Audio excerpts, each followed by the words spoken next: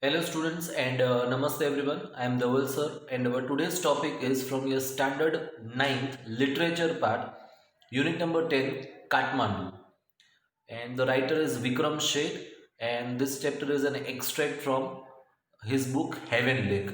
Right, so the introduction and the detailed summary of this chapter I have already explained you or given it to you in the first lecture, and in this lecture, that is the second lecture, we are going to start with the explanation of this chapter. Okay, so let us begin with the explanation. Okay, yeah, starting from point number one.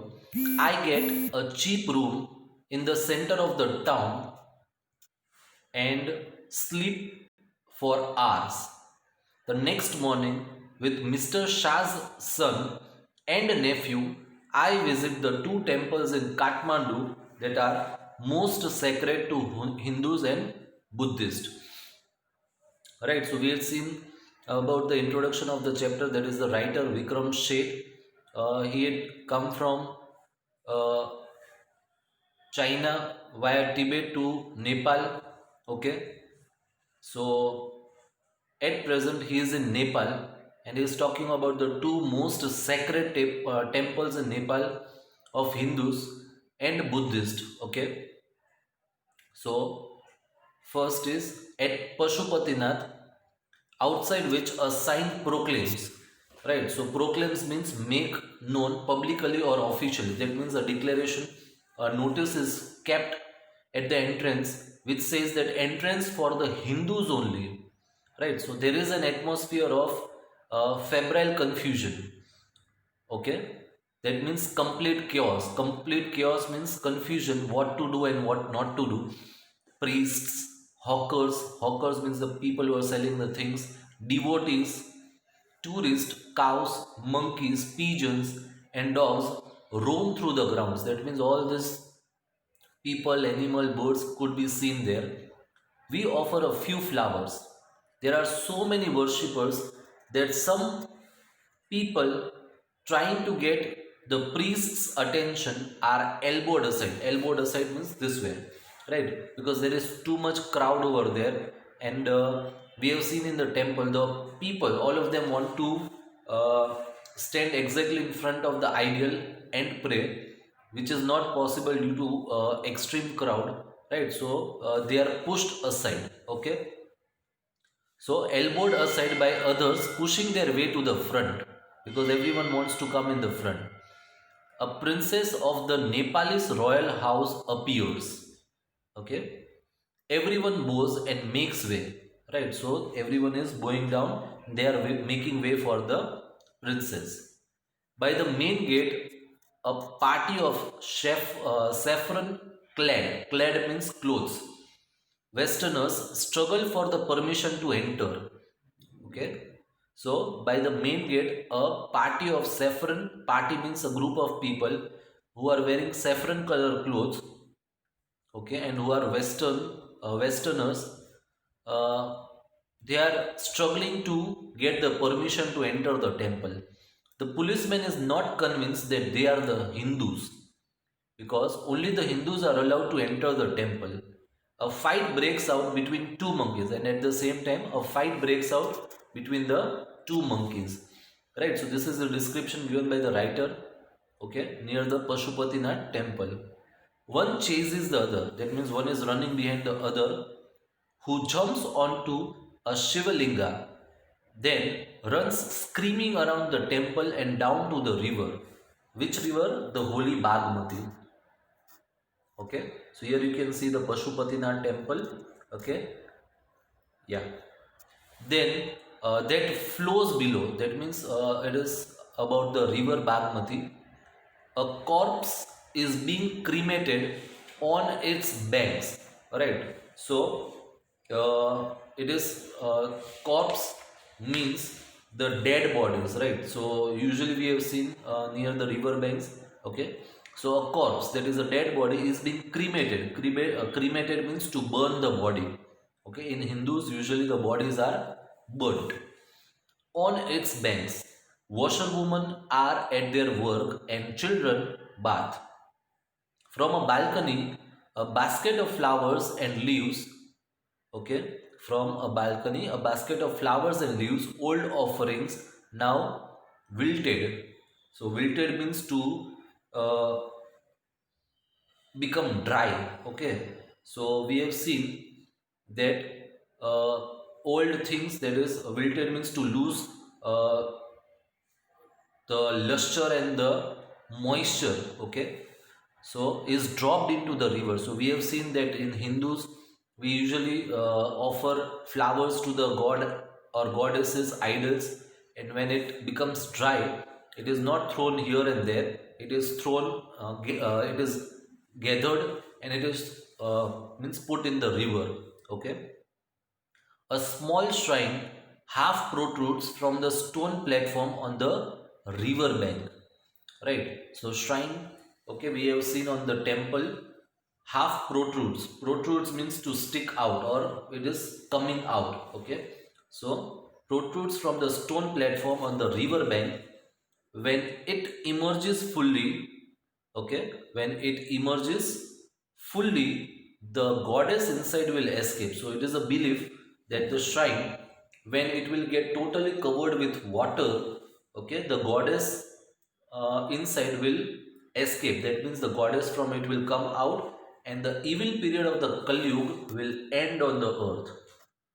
Okay, so it is the belief of that place, that is the river Bagmati.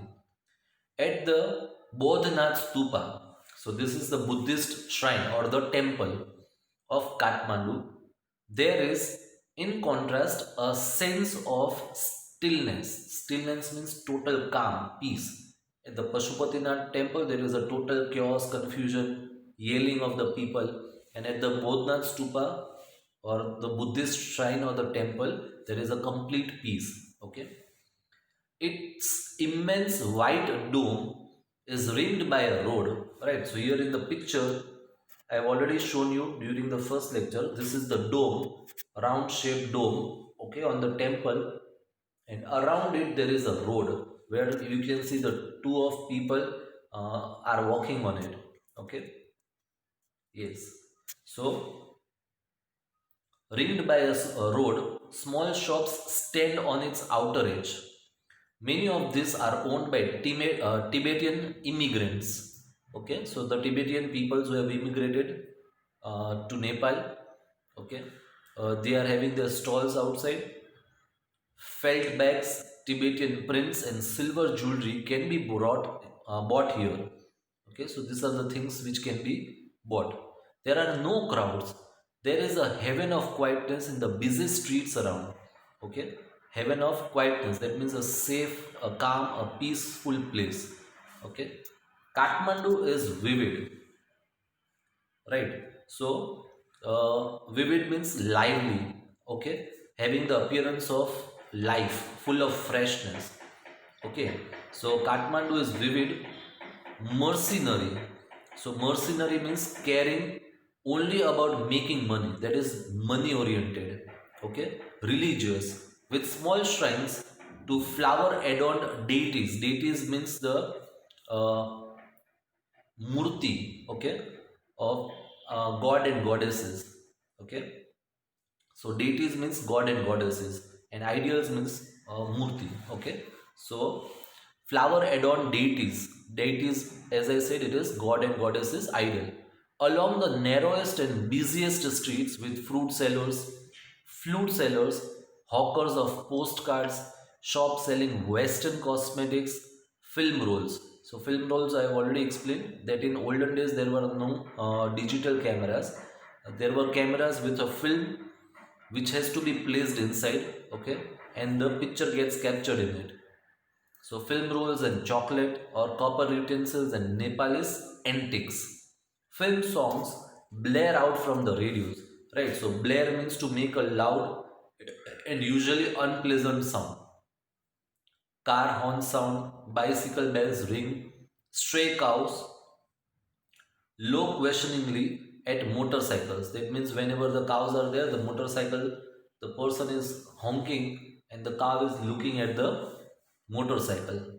Vendors shout out their wares. Wares means things, and the vendors are shouting loudly to sell their things. I indulge, okay, myself mindlessly by a bar of marzipan. So the writer is very much involved himself, and he buys a piece of a sweet, that is marzipan, a corn on the cob, roasted in a charcoal brazier on the pavement, rubbed with salt, chili powder, and lemon. Right. So corn means sweet corn, that is makkai. Okay, it is roasted. Corn on the cob. Cob means the outer covering on which uh, uh, the piece, that is the sweet corn, is there. Okay, it is roasted in a charcoal. Right. So uh, in Hindi we can say sheka hua butta. Okay, so in a charcoal, and that roasted sweet corn is garnished with salt, chili powder, and lemon. A couple of love story comics, and even a reader's digest. So all these things are available over there. All this I washed down with Coca-Cola and a nauseating orange drink. Okay, so nauseating means sickening.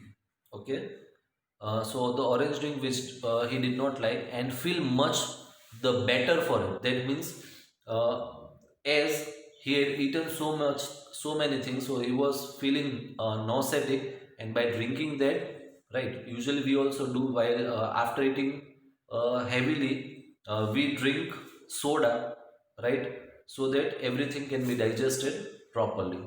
Okay, so in our this lecture will end till lecture number 4, and the remaining 4 paras will complete in the next lecture. So I'll end my lecture over here, and I thank you everyone for watching my video.